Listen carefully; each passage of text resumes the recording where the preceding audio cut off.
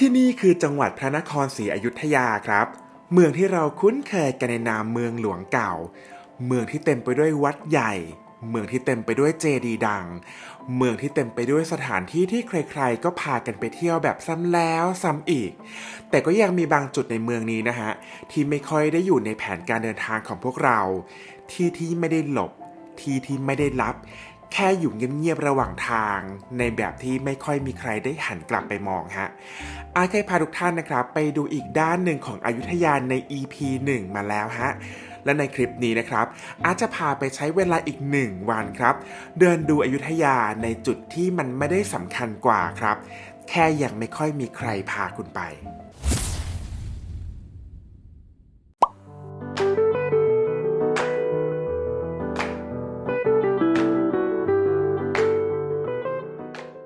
ฮัลโหลสวัสดีตอนเช้านะครับสำหรับ EP 2 ของอาร์นะครับก็ตอนนี้อันมาที่แรกเลยก็คือที่นี่ครับป้อมเพชรฮะที่มาป้อมเพชรตอนเช้าเนี่ยเพราะว่ากลัวว่าถ้ามาสายๆเนี่ยจะรอแล้วก็คนจะเยอะ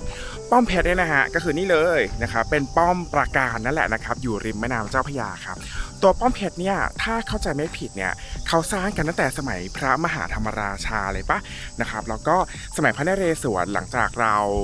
ได้กรุงกลับมาครับแล้วก็สร้างป้อมให้ใหญ่ขึ้นนะครับเพื่อจะดูศัตรูอะไรอย่างนี้เนาะแล้วก็สมัยพระเจ้าปราสาททองไหมฮะก็มีการทำให้ใหญ่ขึ้นไปอีกครับจริงๆที่พามาป้อมเพชรเนี่ยเพราะว่าป้อมเพชรเนี่ยถือว่าเป็นป้อมที่สำคัญเกือบจะที่สุดแล้วนะครับในอยุธยานอกจากที่เราจะใช้ดูข้าศึกศัตรูอะไรเงี้ยครับยังเป็นจุดที่พวกเรือสำเภาหรือว่าการค้าขายเนี่ยเขามาล่องแม่น้ำตรงนี้กันเพราะว่าเป็นจุดบรรจบของแม่น้ำสองสายนะครับเจ้าพระยากับป่าสักนั่นเองครับดังนั้นครับตอนนี้ไม่ค่อยมีคนมาแล้วไม่เหมือนกับสมัยก่อนที่ป้อมเพชรคนมาเยอะนะครับอาจว่าเพื่อนๆถ้าอยากจะมาดูเหมือนแบบ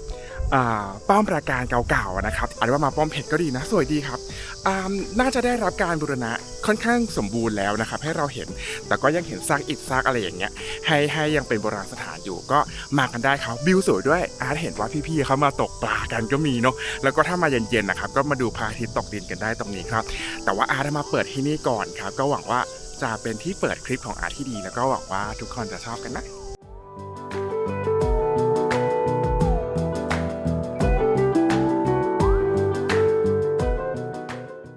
โอเคที่ต่อไปนะครับเดี๋ยวอาจจะพาไปดูประตูเมืองคนเดินกันที่ประตูเนี่ยที่อยุธยาเขาจะมีประตูเล็กๆที่ให้คนเดินเข้าออกเมืองใช่ป่ะตอนนี้เหลืออยู่ที่เดียวเดี๋ยวอาจพาไปดูกันว่าประตูที่ยังเหลืออยู่เนี่ยสภาพเป็นยังไงบ้างฮะ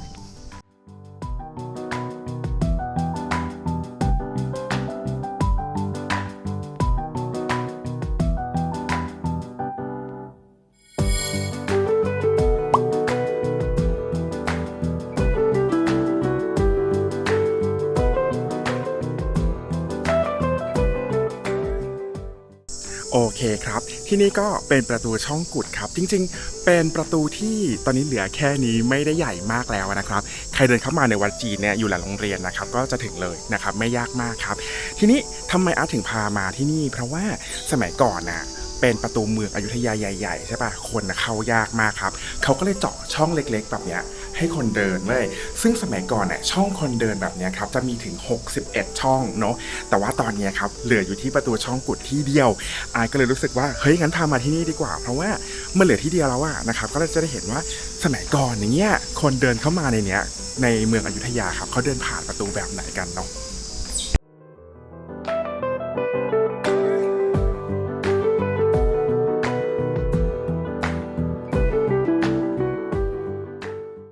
ทุกคนที่จะมาประตูช่องกุดนะครับบอกก่อนว่าประตูช่องกุดเนี่ยไม่ได้อยู่ริมถนนนะครับแต่ว่าอยู่ในโรงเรียนของวัดรัตนชัยนะครับจอดรถภายในวัดครับแล้วค่อยเดินเข้าไปข้างในนะครับ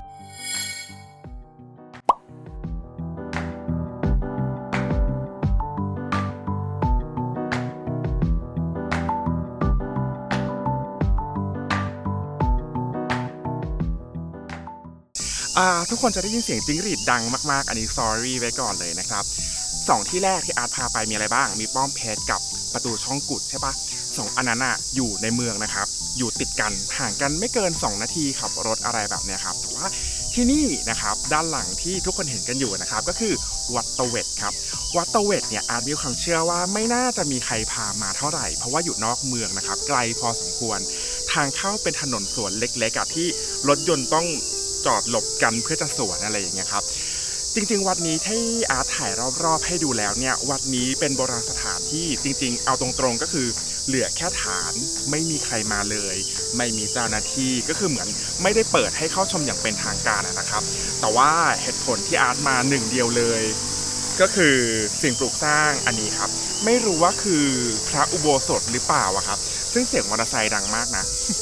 ก็คืออันเนี้ยครับไม่รู้ว่าเป็นพระอุโบสถหรือเปล่านะครับแต่ว่าเหตุผลที่พามาเนี่ยเพราะว่าสถาปัตยกรรมแบบเนี้ยครับไม่ค่อยได้เจอในอยุธยาเว้ยส่วนใหญ่ก็จะเป็นแบบวัดทรงไทยเรือนไทยอะไรอย่างงี้ใช่ปะแต่ว่าตึกเนี้ยเป็นตึกแบบยุโรปครับซึ่งหน้าบันที่ทุกคนเห็นด้านบนเนี่ยครับก็จะเป็นหน้าบันที่เขานิยมใช้กันในสมัยพระเจ้าหลุยส์ที่14พอเห็นแบบเนี้ยก็รู้แล้วว่าที่นี่น่าจะสร้างขึ้นในสมัยพระนารายณ์เพราะว่ามีสถาปัตยกรรมแบบยุโรปพระเจ้าหลุยส์ที่14ครับก็เลยรู้สึกว่าอย่างนั้นพามาดีกว่าเพราะว่าอาคารแบบนี้เป็นอาคารแปลกตาที่ถ้าเราไปเที่ยวในเมืองอยุธยาเราจะไม่เจอกันวัดนี้ชื่อวัดตะเวทนะครับสามารถเซิร์ช Google ได้มาไม่ยากมากถ้ามีรถแต่ขับรถระวังนิดนึงครับจริงๆรอบๆเนี่ยก็มีอะไรให้ดูหลายๆอย่างเหมือนกันนะครับแต่ว่าเหลือแค่ฐานแล้วอะแต่ว่าไม่ต้องกลัวนะครับถ้าใครจะมาจริงๆแล้วไม่อยากศึกษามาก่อนที่เกียรอ่านมาว่าอะไรคืออะไรที่นี่เป็นอีกที่หนึ่งครับที่ถึงแม้จะไม่มีเจ้าหน้าที่นะเว้ยแต่ว่าทุกจุดมีป้ายน่ารักมากครับก็จริงๆไม่ค่อยมีคนมาไม่มีใครมาเลยดีกว่าแต่ว่าบนพระอุโบสถบนพระเจดีย์อันนี้ฐานเจดีย์เนาะมีคนมาไหว้เรื่อยๆนะครับก็ยังมีเห็นการวางน้ำการวางดอกไม้อะไรเงี้ยครับ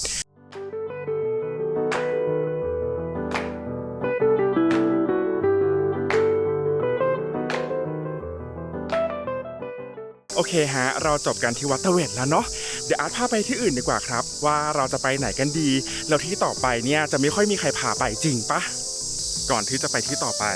วันนี้นะครับฝนไม่ตกแล้วนะฮะแต่ว่าอากาศก็เนี่ยไม่มีแดดเนาะแต่ร้อนมากครับอยุธยาคือร้อนจริงใครไม่เจ๋งจริงนี่ยากมากนะฮะที่จะมาเที่ยวหลายๆที่ใน1 วัน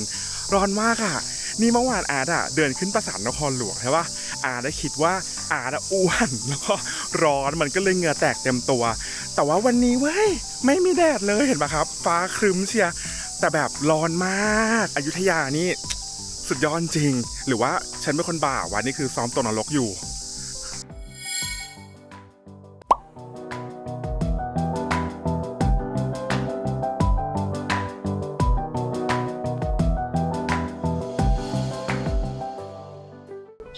กลับเข้ามาในเมืองกันบ้างนะครับตอนนี้อาร์ตอยู่ที่วัดสิงหารามครับวัดสิงหารามเนี่ยก็อยู่ในบริเวณของราชภัฏนั่นแหละนะครับที่เมื่อวานนี้เราไปสะพานป่าดินสอกันนะครับอยู่ใกล้ๆกันนะที่วันนี้อาร์ตพามาวัดสิงหารามนะครับเพราะว่าจะมีเจดีย์ทรงลังกา2 องค์ครับที่ใหญ่มากแล้วก็ยังสมบูรณ์อยู่มากทีเดียวนะครับที่นี่เนี่ยเขาบอกกันว่าเคยเป็นนิวาสสถานของพระเพทราชาก่อนที่จะขึ้นเป็นพระมหากษัตริย์นะครับก็คล้ายๆกับวัดบรมพุทธารามเมื่อวานปะแต่ว่าที่เนี่ยครับมีสภาพที่สมบูรณ์กว่านะเมื่อกี้ด้านหน้าของวัดสิงหารามครับก็จะมีเจดีย์ทรงลังกา2 องค์ใช่ไหมตัวพระวิหารนะครับดูดิยังสมบูรณ์มากๆอยู่เลยอ่ะแล้วก็จะมีการทำช่องลมแบบเนี้ยครับไม่มั่นใจเขาเรียกกันว่าลูกมะหวดปะที่เป็นศิลปะแบบเขมรนะครับแล้วก็ที่วัดมหาธาตุเนี่ยก็จะมีลักษณะการทำช่องลมแบบนี้เหมือนกันทีนี้ตัววัดสิงหารามความพิเศษอีกอย่างหนึ่งครับที่ดูขลังที่อาชอบนะเพราะว่าวัดสิงหารามเนี่ยอยู่ติดกับคลองฉะไกน้อยครับนี่ตัววิหารใช่ปะและนี่ครับคลองฉะไกน้อยครับแล้วก็อีกอย่างหนึ่งฮะในตัววิหารเนี่ยอาจว่าเป็นวิหารที่ตอนแรกดูว่ามีขนาดค่อนข้างใหญ่ใช่ป่ะแต่ว่าพออาร์ตมาเดินข้างในจริงๆครับเสาใหญ่มากเลยนี่เสาเป็นงี้เลยก็เลยแบบคนสมัยก่อนนี่เขาสร้างเสาใหญ่ขนาดนี้แล้วเขาจะจุคนภายในอาคารยังไงล่ะแต่ว่าเนี่ยอาร์ตรู้สึกว่าวัดสิงหารามครับดียังสมบูรณ์แบบสมบูรณ์คือปกติวัดที่เราไม่ได้ไปเที่ยวกันนะครับที่เขาไม่ได้โปรโมทอะไรเงี้ยส่วนใหญ่สภาพจะไม่ได้สมบูรณ์ขนาดนี้อะไรเงี้ยฮะที่อาร์ตพยายามทำคลิปบอกว่าอันซีนความจริงมันก็ไม่ได้อันซีนหรอกครับมันก็เป็นที่ที่มีอยู่แล้วในอยุธยามีอยู่ในแผนที่นั่นแหละแต่ทุกคนดูดิสวยขนาดเนี้ยแต่แบบ ไม่มีคนมาเลยนี่เที่ยงครึ่งนะครับวันอาทิตย์ด้วยยังไม่มีคนมาเลยก็เลยเสียดายว่าเรามีที่เที่ยวสวยๆนะความจริงแล้วอยุธยาไม่ได้มีแค่ตัววัดในเขตวังเนาะนะครับวัดสิงหารามก็เป็นอีกอันนึงนะครับที่น่ามากัน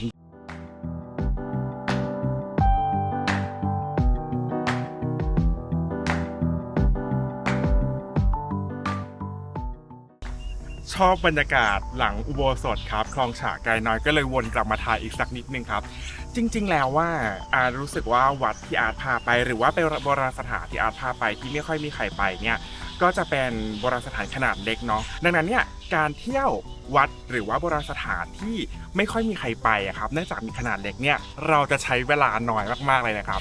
รู้สึกว่าเฮ้ยถ้าคุณมีเวลาน้อยๆแล้วอยากไปเยอะๆเช่นถ้าคุณทำพวกคลิปไหว้พระ9 วัดแบบเนี้ยว่าถ้าไปวัดใหญ่ไปวัดมหาธาตุเดินครึ่งวันนะคุณวั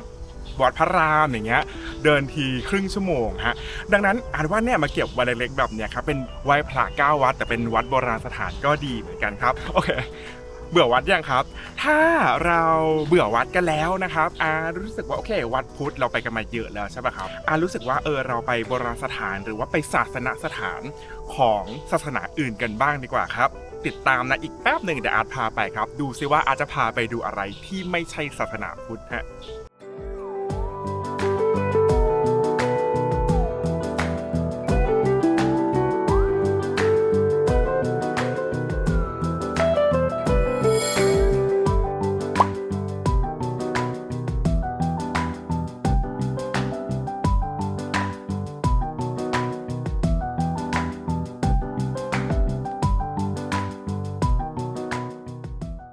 บอกแล้วว่าไม่ใช่ศาสนาพุทธครับด้านหลังนี้นะครับก็คือเป็นที่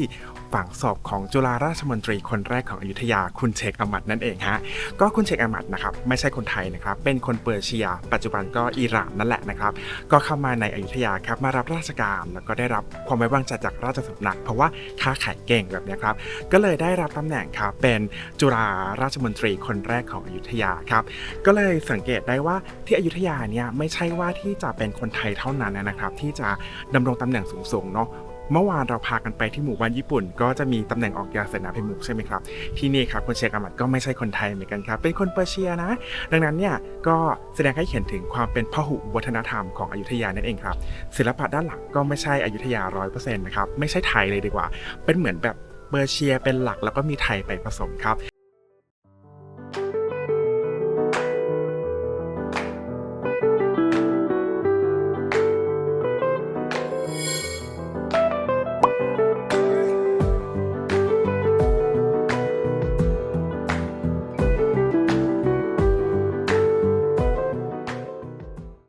อย่าเพิ่งเบื่อวัดกันครับถ้ามาวัดอีกแล้วแต่ว่า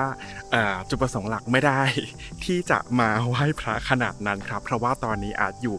นอกกำแพงเมืองนิดนึงครับอาจอยู่ที่วัดโคกพระยาครับวัดโคกพระยาก็เหลือเท่าที่เห็นนี้แล้วนะครับแต่ว่าเหตุผลที่อาร์ตมาวัดโคกพระยาเนี่ยเพราะว่าไปอ่านหนังสือมาอีกแล้วเขาบอกว่าที่วัดโคกพระยาเนี่ยเป็นที่ที่ประหารพระบรมวงศานุวงศ์หรือว่ากษัตริย์ในสมัยอยุธยานะครับเวลาเขาเปลี่ยนผ่านอำนาจกันอะไรแบบเนี้ยนะครับเนื่องจากเหลือแค่เนี้ยไม่มั่นใจว่าเขาประหารหรืออะไรกันตรงไหนนะครับแต่ว่าก็อยากมาดูละกันได้ดูหนังเรื่องอะไรวะสุริโยไทยปะที่มีฉากที่พระเฮราชาไปดูการประหารของกษัตริย์เด็กๆครับก็น่าจะเป็นที่วัดนี้นั่นเองก็เลยรู้สึกว่าเฮ้ยไม่มีใครมาหรอกมีฉันนี่แหละที่อยากมาเห็นนะครับสายดราม่าดังนั้นอันนี้ไม่นับว่าเป็นวัดมีคนบอกว่าเบื่อจังเลยพาไปวัดไม่ได้นะครับเพราะว่าอันนี้เรามาวัดแต่เราไม่ได้มาดูวัดเรามาดูสถานที่ประหารกษัตริย์สมัยอยุธยากันครับที่เขาประหารตรงนี้เนี่ย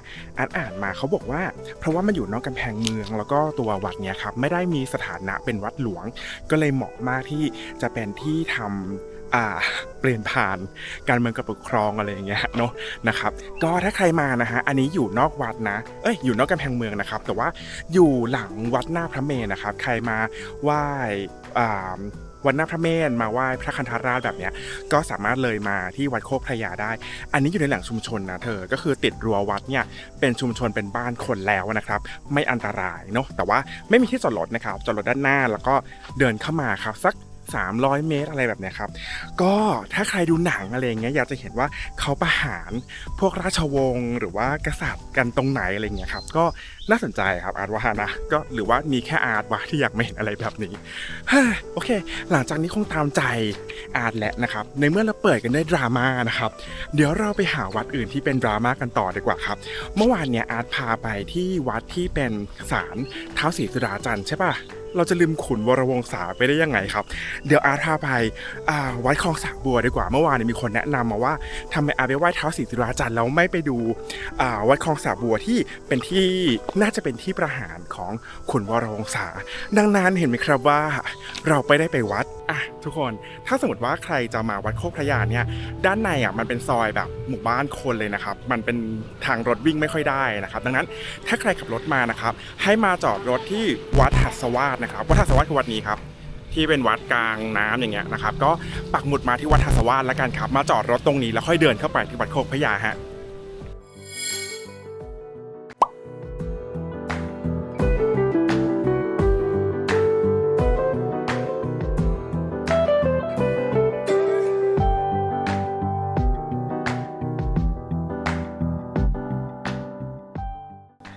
ทุกคนตอนนี้อาร์ตอยู่ที่วัดเจ้าย่าแหละครับที่พามาที่นี่เนี่ยเพราะว่าเมื่อวานนี้เว้ยที่อาร์ตไปวัดแรงไปดูศาลแม่ยูหัวใช่ป่ะท้าวศรีสุดาจันทร์แล้วพี่ที่เขาเป็นคนดูแลเขาบอกว่าเฮ้ยให้มาที่วัดเจ้าย่าด้วยเพราะว่าที่วัดเจ้าย่าเขาจะมีคลองสระบัวที่เขา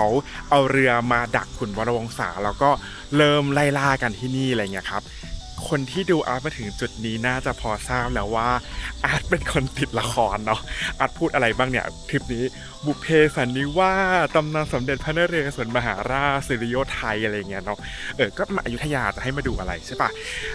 จริงๆว่าเจ้าย่าเนี่ยมี2ฝั่งนะครับถนนผ่ากลางพอดีสมัยก่อนเนี่ยเป็นที่เดียวกันแต่ว่าฝั่งที่ติดกับคลองสระบัวเนี่ยจะโบราณสถานน้อยกว่านะครับแต่ว่าเราไม่ได้มาดูโบราณสถานถูกปะเรามาดูคลองสระบัวที่เขาซุ่มเพื่อจะประหารชีวิตของขุนวรวงศากับแม่ยูหุกันเนาะก็มาเดี๋ยวมาดูคลองสระบัวกันว่าปัจจุบันเนี่ยเป็นไงบ้างนะฮะ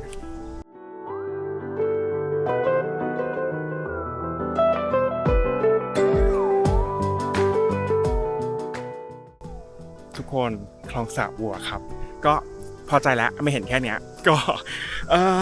บ้านหนังอะเนาะมาดูว่าของจริงเนี่ยสมัยก่อนเป็นยังไงแต่ว่าเอาจริงๆคลองสระบัวนี่เล็กกว่าที่อาจคิดมากเลยอะเพราะว่าเขาเหมือนจะมาคลองช้างกันแล้วก็เดินทางกันโดยเรือเป็นขบวนเลยอะเนาะแต่ว่าสมัยก่อนอาจจะใหญ่กว่านี้ก็ได้เพราะว่าตัวกำแพงวัดเนี่ยก็เข้ามาหน่อยหนึ่งนะครับตอนนี้เรามาดูคลองสระบัวเป็นที่สายกระจายของอาร์ตเองแล้วนะครับวัดเจ้าย่ามาดีกว่าวัดเจ้าย่านี่สารภาพเลยว่าไม่ได้หาข้อมูลอะไรมาเลยครับเพราะว่าไม่ได้กะมาดูเนาะอาร์ตกะว่าจะมาคลองสระบัวอย่างเดียวแต่เอาเป็นว่าไหนๆก็มาแล้วครับเดี๋ยวอาร์ตพาไปดูฝั่งตรงข้ามก็จะเห็นกันว่าฝั่งนี้เนี่ยของฝั่งถนนนะครับไม่ค่อยมีอะไรเลยมีแค่อันนี้นะครับซึ่งอาร์ตอ่านแล้วเขาเขียนว่าตึกจบนะครับแปลว่าไม่มีอะไรแกแต่ว่าฝั่งนู้นพวกอาร์ตไปดู YouTube คนอื่นมาเว้ยเขาบอกว่าพวกหอนาฬิกาพวกอะไรอย่างเงี้ยอยู่ฝั่งตรงข้ามถนนครับซึ่งเดี๋ยวอาร์ตเอาไปให้ดูก่อนเฮ้ยมันเยอะแล้วมันใหญ่กว่าจริงนี่เห็นปะใหญ่กว่าเลยเดี๋ยวเราข้ามถนนไปดูกันนี่ถ้าอาร์ตเป็นคนสร้างวัดนี่งอนนะเวลามาสร้างถนนตัดผ่านวัดฉันเนี่ย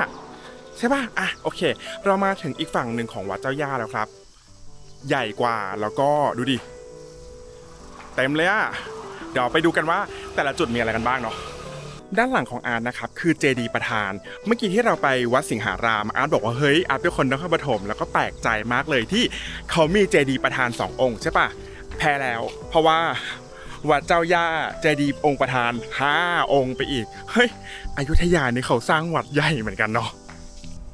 พอเดินถัดออกมาจากตัวเจดีย์5องค์นะครับเราก็จะเห็นฐานพระวิหารเนาะซึ่งอาร์ตว่ายังเหลือสวยนะแต่อาร์ตเดาว่านี่บูรณะแล้วนะเพราะว่าไม่น่าจะใหม่ได้ขนาดนี้ครับแต่ว่าที่สำคัญคือตรงหน้าอาร์ตเนี่ยเจดีย์รายตอนอ่านมาก็เฉยๆเว้ยแต่ของจริงสวยมากมันสวยยังไงไม่ได้บอกว่าสวยแบบวัดสมัยใหม่พวกเรานะแต่สวยแบบนี้จะมีเจดีย์ราย3องค์แต่ว่าองค์กลางไม่ค่อยเหลือแล้วนะแต่เจดีย์ราย2องค์ยังสมบูรณ์อยู่เลยเฮ้ยเซอร์ไพรส์วัดเจ้าย่าใหญ่กว่าที่คิด แต่ไม่ค่อยมีใครมานะถึงบอกว่าคลิปนี้ตั้งใจว่าพยายามไปถ่ายวัดที่ไม่ค่อยมีใครไปโบราณสถานที่ไม่ค่อยมีใครไปที่นี่เหมือนกันวัดเจ้าย่าสวยนะไม่มีคนด้วยว่าใครแต่งชุดไทยมาถ่ายรูปอย่างเงี้ยดูดิที่นี่เหมาะมากที่นี่เหมาะมาก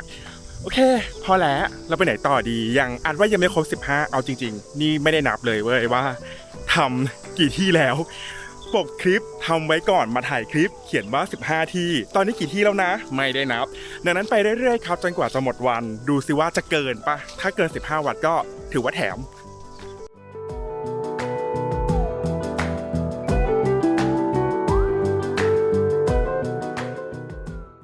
เมื่อกี้เดินข้ามไปฝั่งนู้นแล้วพูดว่า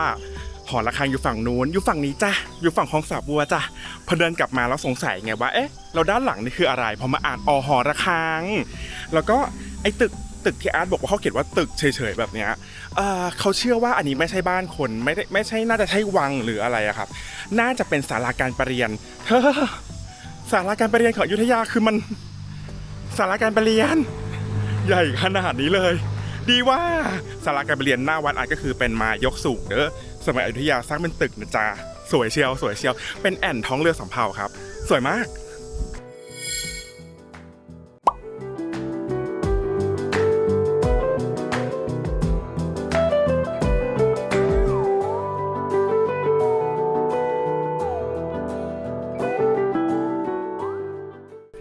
ทุกคนมือใหม่เวอร์ไม่รู้จะปิดคลิปตรงไหนเว้ยก็เลยพาทุกคนมาวัดครุฑารามครับก็เป็นพี่ที่เขาอยู่ที่ศาลของแม่ยูหัวศรีสุดาจารย์เขาบอกว่าเฮ้ยถ้ามาอยุธยาเนี่ยต้องมาวัดครุฑารามให้ได้มาไหว้ครุฑองค์นี้ให้ได้ครับเขาบอกว่าศักดิ์สิทธิ์มากก็ฉันไม่รู้จะปิดคลิปยังไงฉันก็เลยมาที่นี่แล้วก็ถือโอกาสบอกทุกคนปิดคลิปไปเลยดีกว่าเพราะอะไรจ๊ะเพราะว่าตอนนี้โดยอากาศนะครับก็คือไม่ได้แล้วจริงอยู่เอาดอไม่ได้แล้วหลายชั่วโมงเกินไป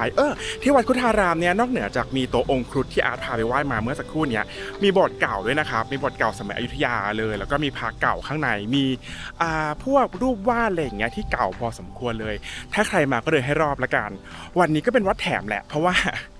ไม่ได้ตั้งใจจะมาแต่แรกครับเพียงแต่ว่าก็เป็นการรีเฟอร์เนาะโอกาสดีพอไปวัดแรงปั๊บเจอพี่ที่เขาแนะนำว่าต้องไปวัดนู้นวัดนี้แถวนี้อะไรอย่างเงี้ยครับก็ถือว่าโชคดีถือว่าบุญกุศลพาเรามาเจอกันละกันเนาะนี่ครับพระอุโบสถเดี๋ยวก็ถ่ายให้ดูอยู่ดีแหละนะครับแล้วก็ครุฑอยู่ตรงนั้นไม่ได้เดินขึ้นไปข้างบนนะเพราะว่าเขาบอกว่าเดินขึ้นไปเนี่ยก็จะเป็นที่เหมือนแบบไปเช่าพระพุทธรูปอะไรอย่างเงี้ยไปเช่าพระเครื่องอะไรอย่างเงี้ยไม่ได้ขึ้นไปก็วันนี้พอแหละอากาศร้อนไม่ไหวแล้วครับตั้งแต่10 โมงตอนนี้4 โมงแล้วนะจ๊ะไม่น่าเชื่อ6 ชั่วโมงไม่น่าอ้วนพุ่งตรงนะฮะเดี๋ยวอาจจะไปหาคาเฟ่เย็นๆนั่งให้สบายสักทีแล้วเจอกันฮะส่งท้ายคลิปกันหน่อยครับพาไปหมู่บ้านญี่ปุ่นแล้วก็บ้านฮอลันดาใช่ปะครับแต่ว่าหลายๆคนอาจจะมีคำถามว่าแล้วไม่ไปบ้านโปรตุเกสหรอจริงๆก็มีบ้านโปรตุเกสนะครับแต่ว่าเหลือเท่านี้ครับก็เลยถ่ายมาให้ดูท้ายคลิปเพราะว่ามีแค่นี้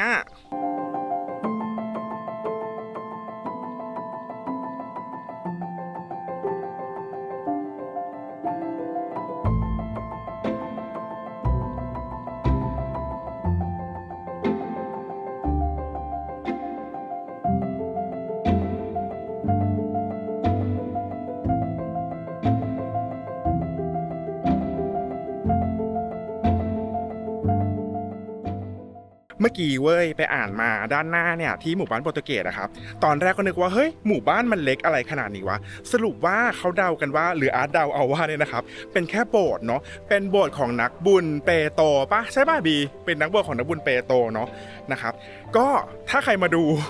อยากดูซากโบสถ์ก็มาได้แต่ก็ว่าดูแค่คลิปนี้ก็พอแล้วล่ะ